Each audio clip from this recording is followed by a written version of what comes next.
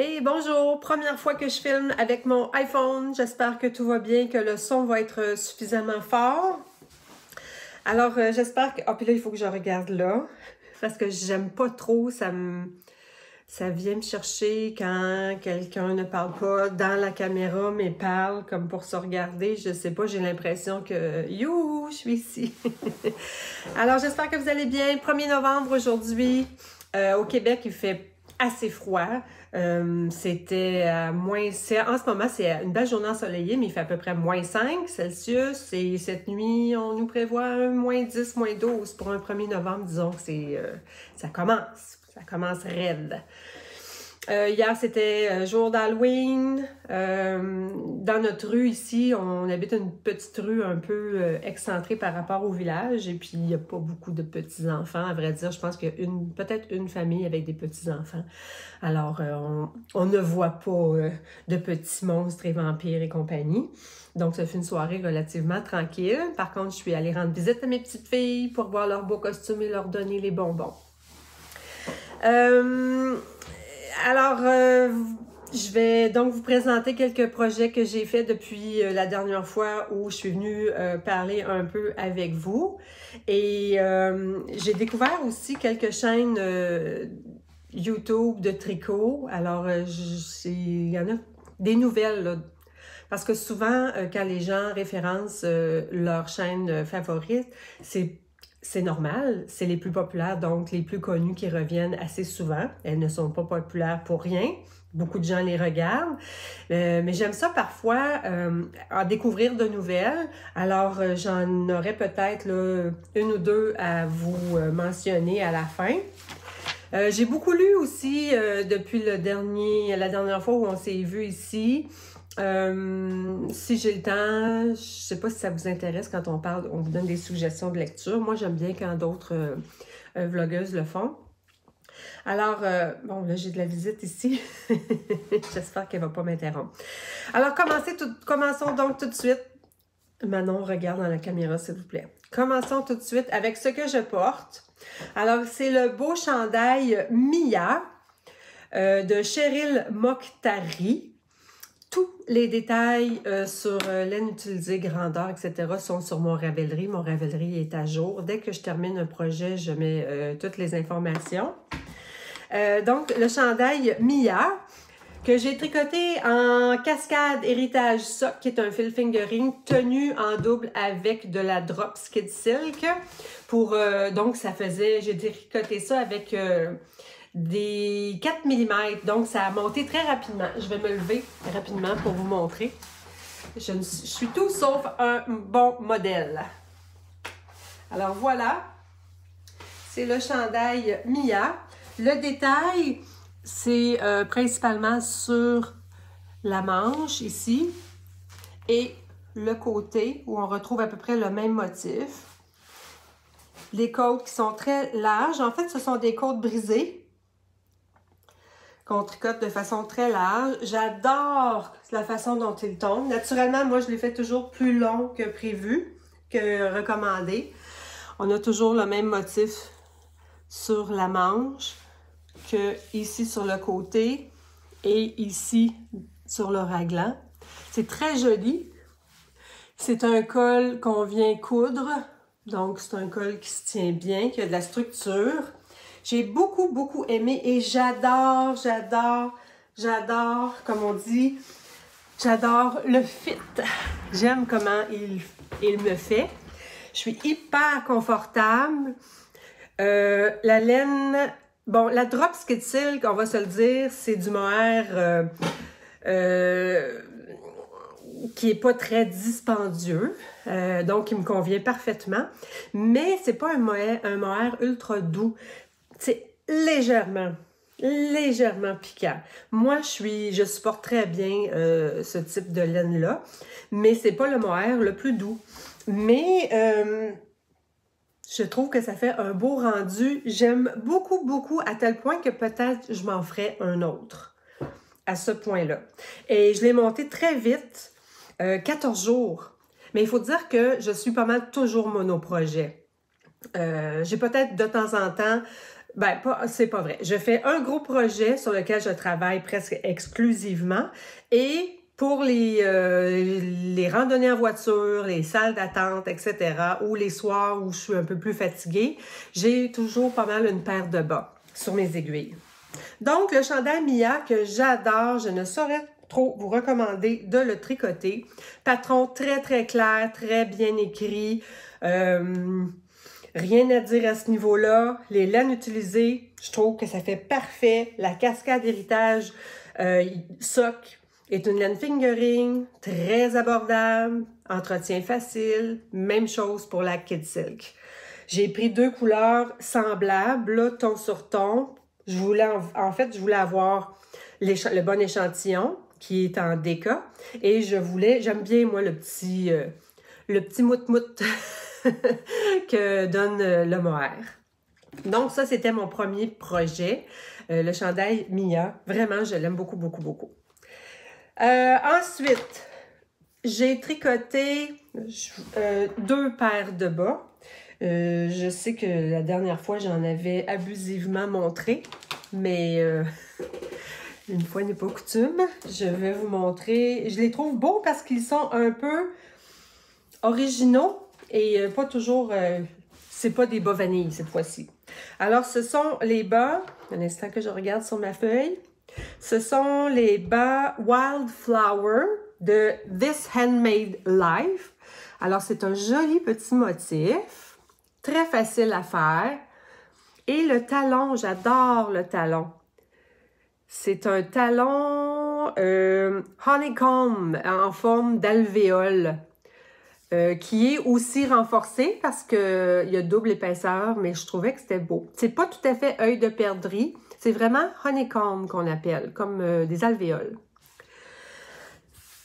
Belle construction. J'ai fait la grandeur 10 parce que j'ai plusieurs, pas pour moi, mais j'ai plusieurs membres de la famille ici qui portent des 10. Donc, je le mets dans une boîte, puis si ça fait l'affaire, tant mieux. Je les ai tricotés en drops nord. Donc, une autre laine très abordable, super douce. J'adore faire des bas avec la drops parce que le rendu est bien. C'est doux, doux, doux. C'est pas cher non plus. Je les ai tricotés en 2,5.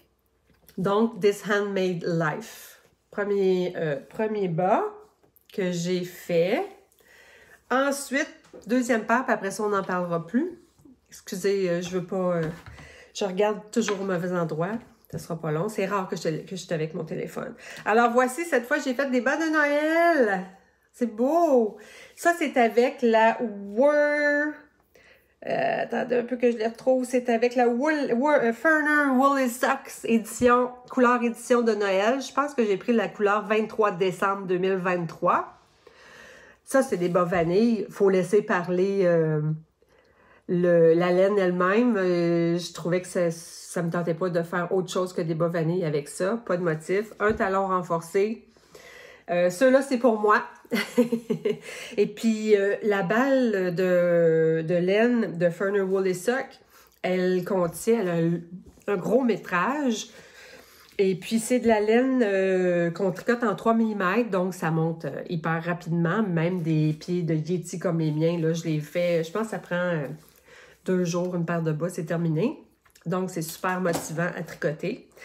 Il m'en reste encore, donc, de ma base suffisamment pour tricoter un autre paire adulte, c'est sûr ça. Puis peut-être en plus, peut-être que je pourrais tricoter une petite paire pour chacune de mes petites filles. Ça reste à voir, à suivre. En plus, c'est une laine commerciale qui s'entretient vraiment bien, laveuse, sécheuse. Non, je ne mets jamais mes bas à la sécheuse personnellement. Je trouve ça très simple de les étendre puis de les laisser sécher comme ça. Donc, mes bas de Noël... en Ferner Woolly Sock, édition 2023, couleur 24 décembre, que j'aime vraiment beaucoup, beaucoup, beaucoup. Ça en jette, comme disent les Françaises, mais ça se fait tout seul. C'est des couleurs qui changent toutes seules. D'ailleurs, je me demande bien comment est-ce qu'ils font pour faire ça. Comment ils font pour faire ça? Pour teindre, puis que ça donne ce genre de motif-là. Bref. Pour rester dans le thème de Halloween, cette année... j'ai décidé de tricoter des petites citrouilles. C'est un petit modèle que j'ai... c'est un tutoriel que j'ai vu sur une chaîne YouTube. Il y en a plusieurs qui font... C'est tellement simple. Celui-là, j'ai mis un petit bouton. petites branches que j'ai collées tout simplement. Alors, j'en ai fait 2 cette année. Parce qu'à chaque année, on arrive en octobre et je me dis toujours, il faudrait que je tricote une citrouille, puis tellement ça passe. Fait que là, cette année, j'en ai fait 2. J'en ai au moins 2 l'année prochaine, peut-être 2 autres. J'ai mis ça dans un plat de déco comme centre de table avec des vraies mini citrouilles. Mes petites filles ont bien aimé. On trouvait ça bien rigolo. Ensuite, j'ai fait un petit pingouin. Un beau petit pingouin. Claire Garland offrait ce patron-là sur Ravelry. Je pense que c'était 1$ ou 2. Je me dis, tiens, je vais l'acheter. Puis ma petite fille, une de mes petites filles en ce moment, elle aime beaucoup le dessin animé, les aventures du petit pingouin, qui a un peu cette bouille-là. Alors voilà, c'est une soirée puis c'est fini. C'est pas très long à faire. Comme d'habitude, c'est des restants de laine que j'avais. Et puis comme d'habitude, les patrons de Claire Garland sont tellement clairs, précis, elle nous tient par la main.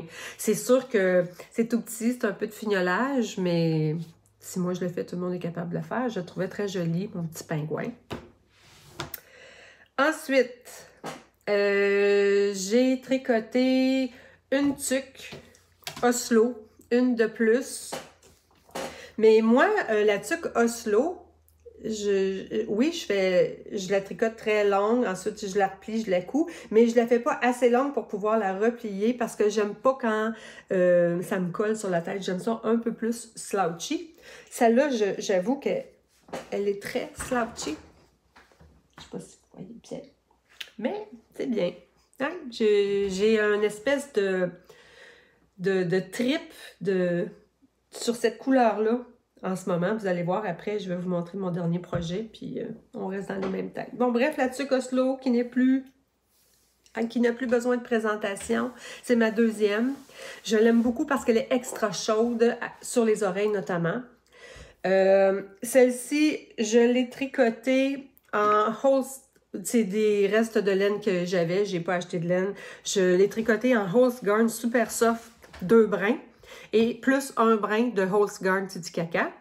Donc, ça faisait 3 brins ensemble. J'aurais probablement pu la faire un petit peu plus petite. Mais ça fait. Puis, il faut dire aussi que souvent, je vais prendre mes marches avec... J'attache mes cheveux très, très souvent. Alors, il va y avoir la place en masse. Et pour terminer, ça ne sera pas un épisode très, très long. À ce propos-là, petite parenthèse, je ne sais pas si vous êtes comme moi, dans tous les domaines, que ce soit en lecture, en télévision, en YouTube, l'offre est tellement énorme que j'ai l'impression que je veux tout voir, ce qui fait que souvent, je vais regarder des podcasts tricot que j'écoute habituellement toujours à peu près les mêmes. Puis je vais les regarder, puis j'ai la tentation de les regarder rapidement parce que je sais que j'en ai plein d'autres à rattraper, à suivre. Même chose pour les séries de télé. J'aurais le goût de les avancer avant de les écouter à la vitesse 1.5 au lieu de normal parce que je me dis, OK, oui, après ça, j'ai celle-là aussi qui est commencée. Après ça, j'ai l'autre. Les livres, pareil. J'essaie de passer le plus rapidement parce que j'ai une pile à lire. Quand j'écoute des livres, c'est pareil. C'est fou, là. J'ai l'impression que c'est un rythme, là, qui nous est, à moi, qui m'est imposé par le fait qu'on a vraiment conscience du volume de trucs à regarder, à écouter, à lire. Je sais pas si ça vous fait ça, mais moi, c'est fou, là. Alors, dans ce temps-là, je prends mon temps, je rends... par respect aux gens qui, comme moi, filment ou écrivent un livre ou produisent une série télé ou font une émission à la radio, j'essaie de m'imposer un rythme un peu plus lent, d'écouter tranquillement quelque chose, de l'écouter jusqu'au bout. Mais c'est pas toujours facile, j'avoue, c'est pas toujours facile. C'est bizarre. J'ai l'impression que c'est ça. C'est le fait. Avant, par exemple, je sais pas, on rentre dans une... Quand j'étais petite, moi, j'adorais aller dans les bibliothèques. J'étais une grande, grande lectrice. il y avait une bibliothèque, il y avait des livres dans la bibliothèque. Après, je lisais la presse du samedi. On avait la liste des best-sellers. Oh oui, parfait, une dizaine peut-être. On se dit, ah, parfait, je vais, selon le type ou nos envies de lecture ou nos préférences, on en lisait un de la liste ou deux, c'est tout. C'était comme ça. Il y avait un rythme régulier, plus lent. On savourait ce qu'on faisait. Mais je sais pas, moi ça me fait ça, je sais pas pour vous. Bref, tout ça pour dire que je vais prendre mon temps. Puis s'il vous plaît, essayez de ne pas regarder ma vidéo à la vitesse 1.5. Mon Dieu, ça me ferait de la peine de le savoir. Je regarde jamais les statistiques YouTube à cet effet-là, d'ailleurs. Dernier projet, et non le moindre non plus, un autre chandail que j'ai tricoté, vous voyez, à peu près dans les mêmes couleurs, dans les mêmes tons. Celui-là, c'est le chandail érable. Le chandail érable est de Sandrine C, que j'ai fait en 10 jours, parce que c'est, encore une fois, c'est un déca. Et lui, la particularité du chandail se trouve sur la manche. Alors, sur la manche, on a une jolie torsade tout du long. Alors, ça fait aussi un bel effet. Et des longues côtes.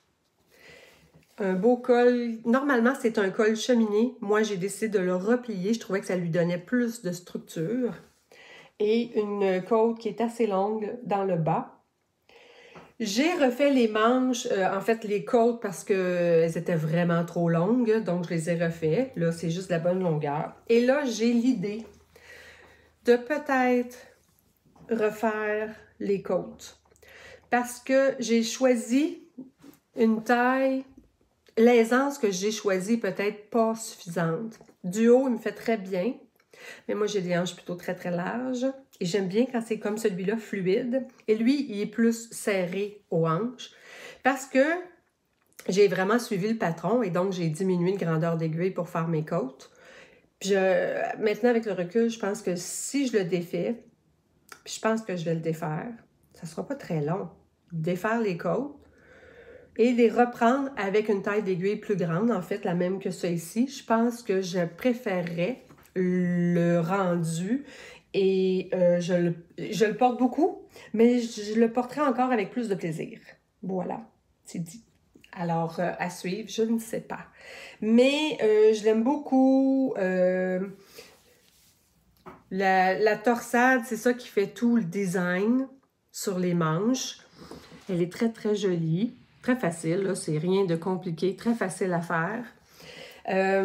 Mon chandail érable, je l'ai tricoté. Je vais aller chercher une lunette. En 10 jours, super rapide. Encore une fois, je vous dis, j'étais monoprojet. Lui, je l'ai fait en Berroco Vintage Deca, jumelé à un mohair de Drops Kid Silk. Vraiment facile. J'ai fait la grandeur 4. Qui est correct pour moi, mais j'aurais peut-être pu aussi choisir la grandeur 5. Peut-être qu'à ce moment-là, j'aurais pas eu à détricoter la bordure, les côtes du bas, puis que j'aurais été plus contente. Je sais pas. Bref. Alors, octobre vient de se terminer sur... dans le monde du tricot et de YouTube, c'était les Vlogtober. Je lève mon chapeau à toutes celles qui font des Vlogtober, c'est-à-dire une vidéo par jour à tous les jours du mois d'octobre. Wow! Parce que filmer, trouver quelque chose à filmer, monter, c'est tous les jours pendant 31 jours, c'est quand même beaucoup. Et cette année, j'ai écouté, bon, toujours Ludivine Rose, bien sûr, et les deux mêmes que j'écoute toujours, Tales from Cuckoo Land, c'est une vlogueuse britannique qui reste en Angleterre, non loin de Bristol, en campagne, anglaise. Elle a 3 beaux garçons. Elle habite une magnifique vieille maison. Elle est drôle à regarder, pleine d'humour, d'autodérision. Elle se prend pas au sérieux. Elle tricote aussi, mais elle cuisine beaucoup. Elle a des poules, un beau terrain. Bref, j'adore, ça fait des années que je la suis, puis depuis quelques années, elle fait aussi le Vlogtober. Donc, je l'écoute. Et une nouvelle que j'ai découverte cette année, peut-être que plusieurs d'entre vous la connaissez, c'est Cocon Vert. Alors, encore une fois, c'est une dame une jeune femme qui demeure, cette fois c'est une Française qui habite la campagne, elle a un ton tout doux, elle tricote, elle fait de la couture, elle fait de la broderie, du point de croix. J'aime beaucoup son ton, c'est apaisant, elle a beaucoup de facilité à échanger, c'est toujours intéressant ce qu'elle raconte, c'est tout doux son univers, alors c'est une belle découverte pour moi. Les chaînes YouTube que j'ai découvert récemment, alors il y en a deux. Il y a La Provinciale, qui est une dame qui tricote, qui reste dans le sud de la France, qui est relativement nouvelle en tricot, mais c'est vraiment magnifique, qu'est-ce qu'elle arrive à réaliser pour une nouvelle dame qui tricote. Je la trouve super intéressante, elle a des beaux projets. J'aime bien son univers à elle aussi, elle se prend pas au sérieux non plus, elle parle très bien de ses travaux, de ses projets, de ses tricots. Bref, La Provinciale, je vous la suggère d'aller voir. Et une dernière, c'est Caroline Création, une autre Française, qui est relativement nouvelle aussi en tricot. Je pense qu'avant, sa chaîne était principalement dédiée à la couture, mais là, maintenant, c'est le tricot. J'aime bien son énergie. Celles qui écoutent aussi Au fil de la ruche avec Sophie vont retrouver un peu cette même énergie-là que j'aime bien. Bref, Caroline Création. Et puis, au Québec, ben, Laine Charlebourg, qui est une boutique de laine ici dans la région de Québec, font maintenant un podcast à deux avec Julie, qui avait sa chaîne avant, La Ferme Fingal, je crois. Bref, c'est toujours intéressant. Chaque semaine, ils parlent de leurs projets, des nouveautés à la boutique. Laine Charlebourg, j'aime bien les regarder. Je sais pas si, peut-être que c'est pas tout le monde au Québec, toutes les tricoteuses qui savent que la boutique a également un podcast hebdomadaire.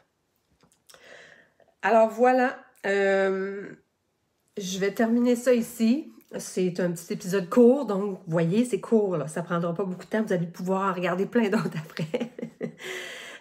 Encore une fois, merci d'avoir pris le temps de me regarder. C'est très apprécié. Et puis, peut-être que j'aurai le temps de revenir avant Noël, peut-être pas. Si je viens quand j'ai des choses à vous montrer, comme je le dis souvent. Et puis, eh bien, portez-vous bien. On change d'heure en fin de semaine. Petite déprime en vue, mais bon, c'est pas grave, ça va bien aller. On va passer à travers encore une fois. Et laissez-moi un commentaire si vous avez aimé, si vous avez d'autres suggestions parfois de chaînes YouTube que vous regardez et qui ne sont pas parmi les top 10 que tout le monde regarde, parce que moi aussi je les regarde, soyez-en assurés. Mais j'aime beaucoup en découvrir de nouvelles, donc si vous en avez d'autres à me suggérer, merci beaucoup de le faire. Et puis, un petit pouce en l'air, ça va aider à ce que ma chaîne soit découverte par plus de personnes. Je ne suis pas encore à 1000, mais tranquillement, pas vite. Merci et à la prochaine.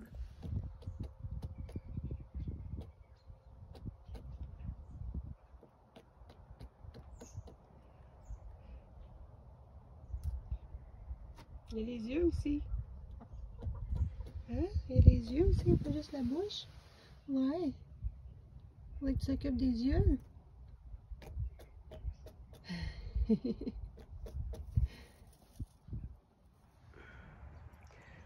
ça s'en vient bien, là. Oh oui.